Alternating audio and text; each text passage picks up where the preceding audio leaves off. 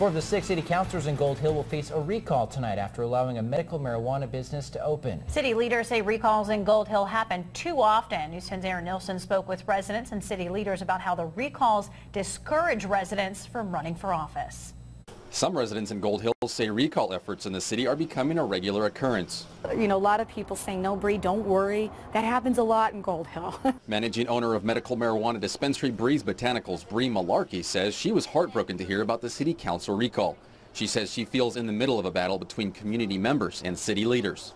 Seems like it might be par for the course, which really makes me wonder how many citizens in this community actually want to volunteer for public service if they're constantly going to be degraded, thrown under the bus, ridiculed. Malarkey says she spoke with the city for several months on how to make the dispensary opening as smooth as possible. She also says she and the city followed every law and feels sorry for councilors to be forced out of office for something that's legal in the state and Gold Hill.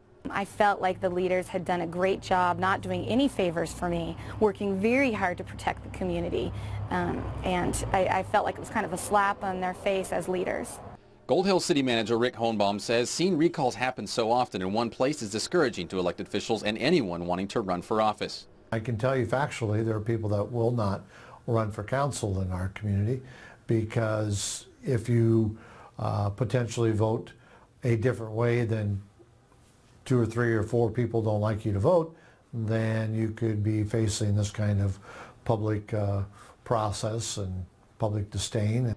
Hohenbaum says Brie's Botanicals is a tightly run, highly restricted business operation, and other city leaders have contacted him wanting to follow Gold Hill's example of allowing the community and a marijuana business to coexist. If there maintains a level of success, and that maintains not only here in Gold Hill, but in other communities as well, I'm hoping that people will see that the right decision was made at the beginning, and perhaps that life will move forward and life will be positive. Covering your news, Aaron Nilsson, News 10. First recall election results for Gold Hill start coming in around 8 o'clock tonight.